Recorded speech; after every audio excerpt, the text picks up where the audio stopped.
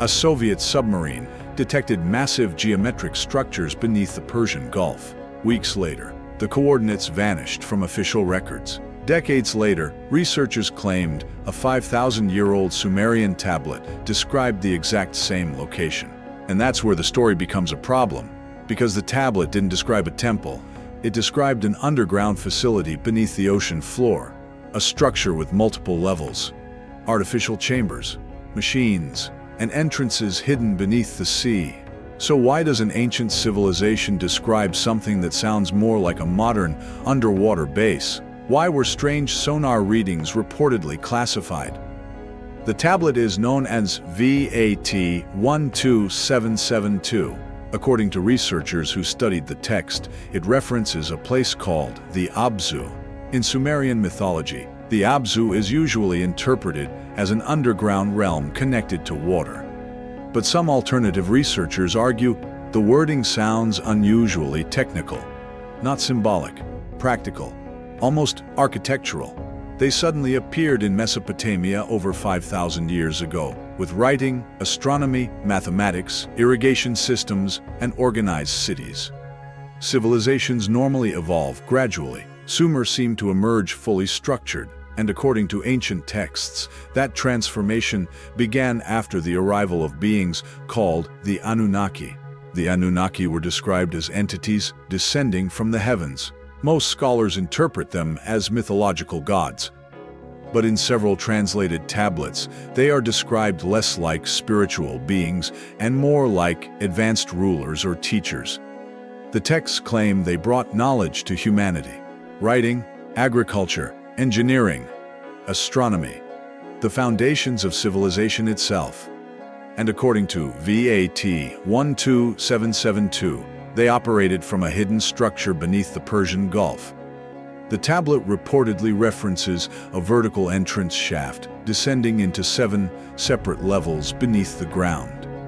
Each level served a function: water purification, air processing, storage chambers, biological areas.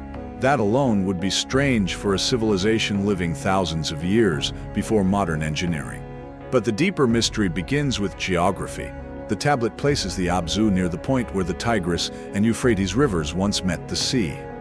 Today, that region is underwater, but thousands of years ago, during lower sea levels, the ancient coastline looked very different. And according to marine surveys conducted in the early 2000s, unusual formations were allegedly detected in that exact region. In 1968, Soviet naval crews reportedly identified symmetrical sonar anomalies deep beneath the Persian Gulf. Not random rock formations, geometric patterns, large cylindrical shapes resting beneath layers of sediment. The reports were allegedly classified.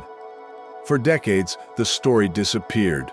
Then, according to several alternative history researchers, the coordinates resurfaced in the early 2000s through leaked naval documents. Soon after, a Turkish-American expedition reportedly investigated the area. Researchers allegedly discovered massive dark cylindrical structures extending deep into the seabed. Some reports described them as nearly 30 meters wide. Others claimed the formations appeared artificially symmetrical. The material was allegedly identified as a rare basalt composition not naturally common in the region. And according to the story, measurements taken at the site closely matched dimensions described on the tablet. Then the expedition suddenly stopped. The area was reportedly restricted. Researchers went silent. No official papers were ever released publicly. That does not prove a conspiracy, but it does create a serious problem, because there are only two possibilities. Either the entire story was fabricated, or something unusual was actually discovered beneath the Gulf. The text allegedly references glowing stones that illuminated chambers without fire, materials that did not corrode, and vehicles capable of traveling through both air and water. The Sumerians called them sky boats. Several passages describe these crafts descending from the sky before disappearing beneath the sea.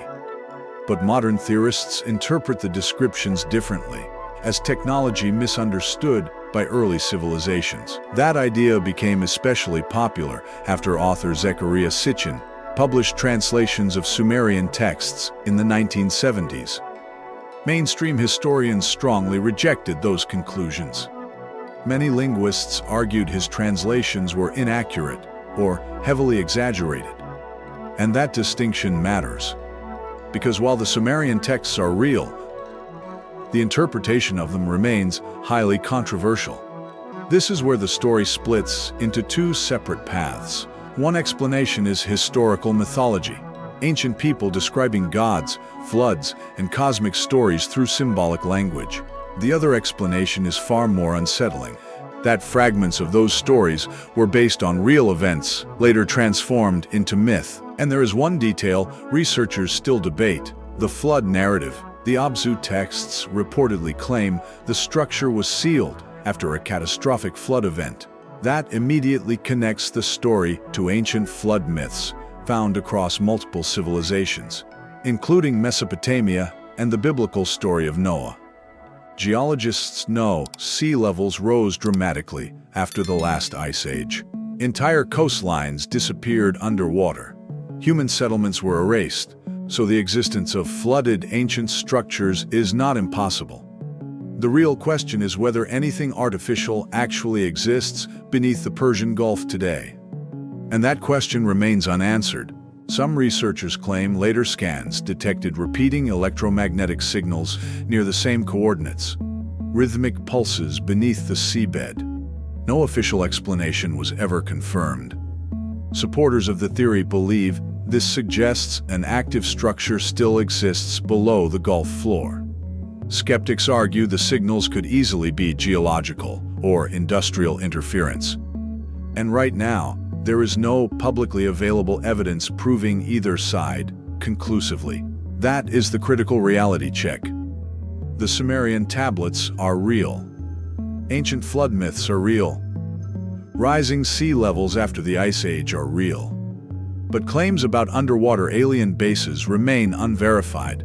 No confirmed archaeological discovery has proven the existence of the Abzu structure described in these theories. Still, one contradiction continues to keep the mystery alive. Why do so many independent stories point to the same region? Ancient Sumerian texts, flood traditions, underwater anomalies, missing expedition records. On their own, each detail means very little. Together they form a pattern people cannot stop investigating, and maybe that's why the Abzu story refuses to disappear. Because it sits exactly in the space between mythology and possibility, between archaeology and speculation. And one final detail makes the entire story even stranger. Most versions of the legend claim the Abzu was never destroyed, only sealed, which raises an uncomfortable question. If ancient civilizations really believed something was hidden beneath those waters, what exactly were they trying to keep inside?